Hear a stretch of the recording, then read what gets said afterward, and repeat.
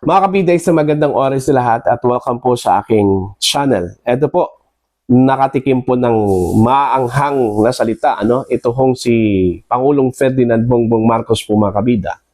Dito ho kay dating Ilocos Sur Governor Chavit Singson. Para bang meron na raw Alzheimer's ito hong si PBBM.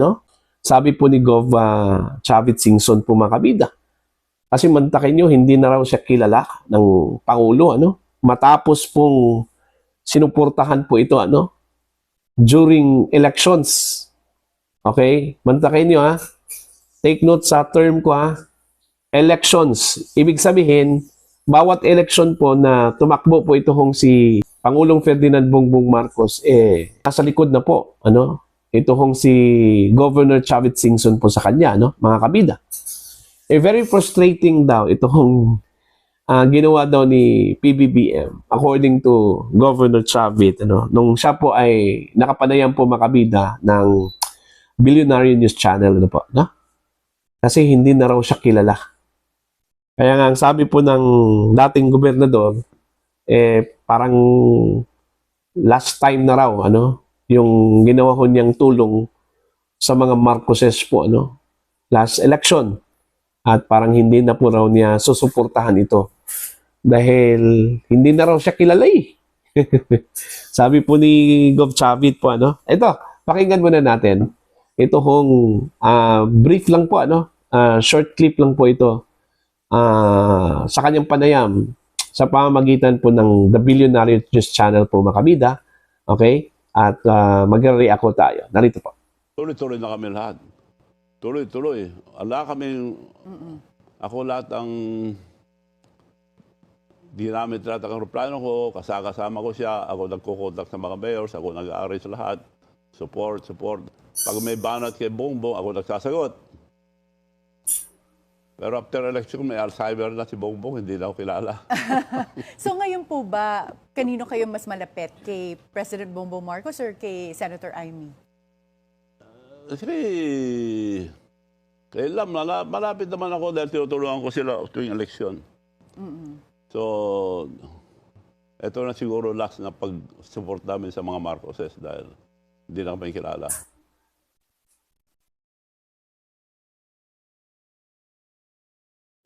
Ayun po, nasasaktan ito kung matanda po, mga kabida, dahil ho dito sa nararamdaman po niya against the president. I don't know kung nagkita ba sila at hindi po siya pinansin, hindi ko alam yung senaryo po, mga kabida. Basta sinabi lang po ni Governor Chavit, hindi na raw siya kilala, So most likely, baka nagkita po sila, tapos hindi po siya pinansin, mga kabida. Eto, babasahin ko lang po itong balita, mula sa abante.com.ph, mga kabida, Imutok ni Chavit, BBM, nagka-Alzheimer's matapos kong tulungan sa eleksyon. Ayan. Para bang buy-buyan na po ito, mga kabida, Okay? Ito po, nagpahayag ng pagkadismaya si former Ilocos Sur Governor Chavit Singson dahil tila nakalimutan na siya ni Pangulong Bongbong Marcos matapos niya itong tulungan noong 2022 elections. Sa panayam sa At the Forefront ng Billionaire News Channel, sinabi ni Singson, nakiusap sa kanya si Senator Amy Marcos na tulungan si BBM para sa ikalawang beses na pagtakbo bilang Vice Presidente.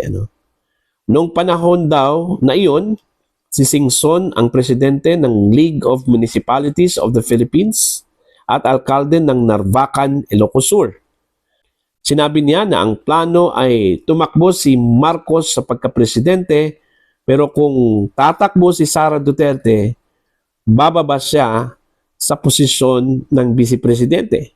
Ito yung sinabi po ni Singson, mga kabida, Pero after election, may Alzheimer's na si Bongbong. Hindi na ako kilala. Himutok ni Singson.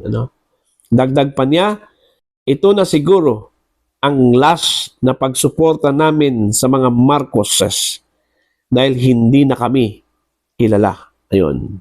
Yun yung sinabi po ni dating Governor Luis Chavit Singson po mga kabida. Magre-react po tayo dito.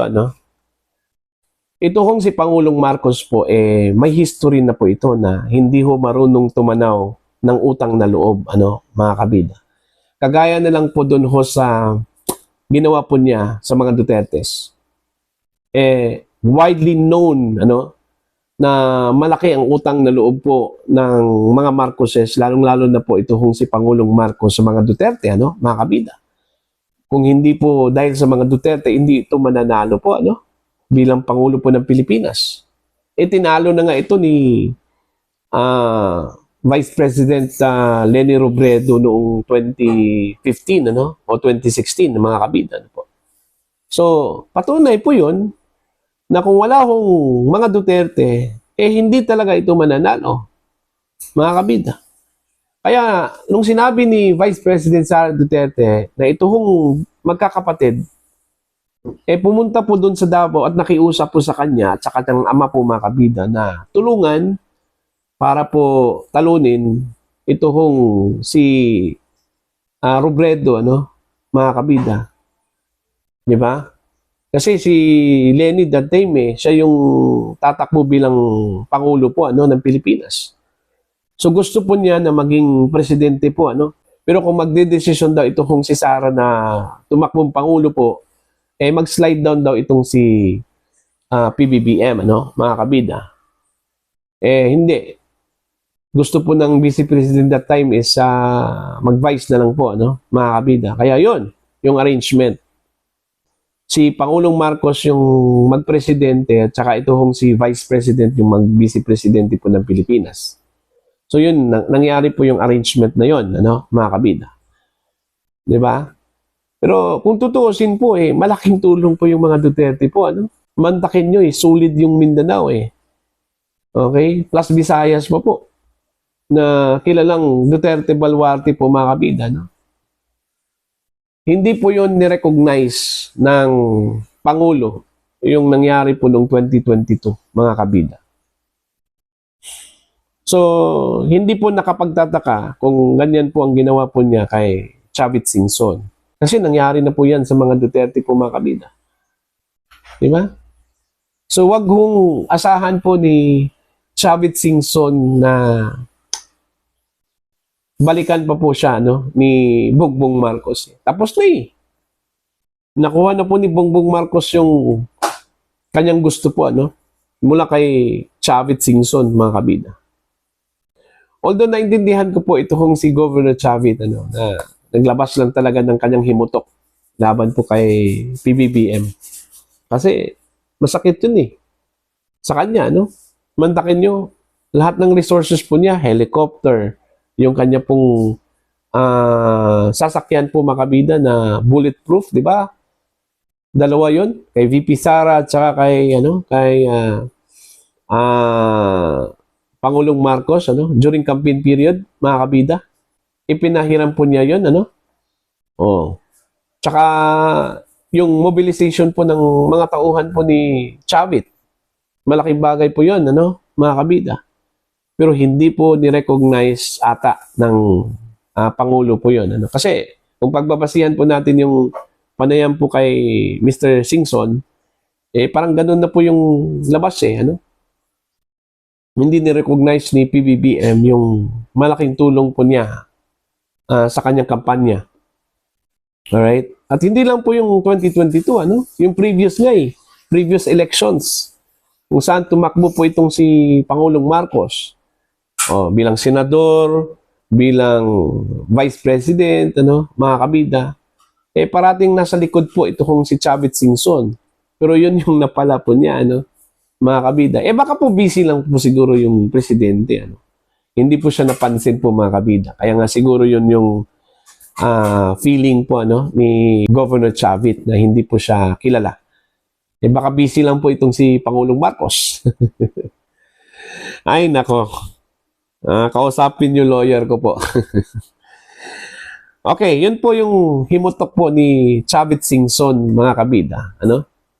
Okay, magbasa lang po tayo ng ilang mga message po dito. Ano? Meron pong 1,100 comments. Ito pong balita po ng abante.com.ph. Ano po? Na? Kung tutulong ka, dapat bukal sa puso, hindi yung isusumbat mo.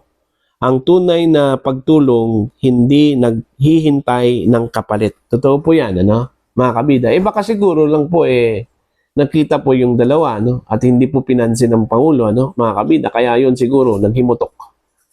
Okay? Iba naman po itong si Chavit, Tumutulong po ito, no? Kahit na walang kapalit. Grabe, ang yaman nyo na po. Ano po ba tulong na gusto nyo, dapat kayo na lang po tumulong sa taong bayan? Mahihirap, di yung tumutulong ka pala, nag-aantay ka ng kapalit. Huwag ka na sanang tumulong kung ganun lang din pala ang hanap mo. Ano? Yun po. Pag ikaw yung tumulong, huwag kang umasa ng kapalit at naghangad ng kapalit.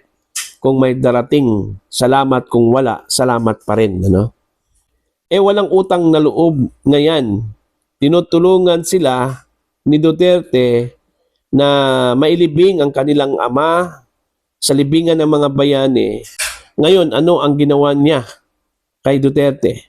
Naging presidente siya dahil kay Sara ngayon. Walang utang na loob ngayon. Tinutulungan sila ni Duterte na mailibing ang kanilang ama sa libingan ng mga bayani. Ngayon, ano ang ginawa niya kay Duterte? Naging presidente siya dahil kay Sara. Ngayon, ano ang ginawa niya kay Sara? Oo, yun nga sinabi ko po kanina May history na po itong si Pangulong Marcos na hindi ho marunong tumanaw ng utang na loob. Buti binanggit mo po yung ipinalibing po ng dating Pangulong Rodrigo Duterte sa libingan po ng mga bayani. Ito hong si dating Pangulong Ferdinand Marcos Sr., mga kabida. Napakalaking utang na loob po yun, ng mga Marcoses po sa Duterte, mga kabida. Kasi mantakin mo ilang administrasyon simula nung kay former President Cory Aquino, Fidel Ramos, Erap Estrada, Gloria Arroyo, Pinoy Aquino. So 5 presidente, 5 administrasyon po.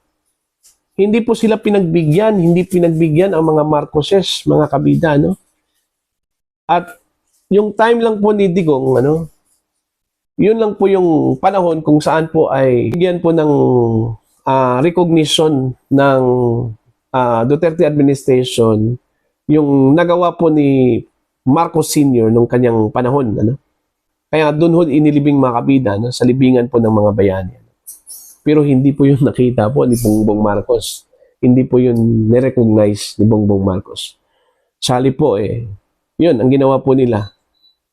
Hinuli si Digong, tapos dinala ko sa International Criminal Court na wala na pong panahon o pag-asa po mga kabida na makabalik po sa Pilipinas. Okay? So yun lang po mga kabida. Para po sa inyo, ano po ang inyong reaksyon at opinion ho dito? Please comment down. Sa mga hindi pa po subscriber sa akin channel, please subscribe. Just click the subscribe button, click the notification bell, click all para updated po kayo mga kabida sa aking mga uploads. Maraming salamat po sa inyo lahat.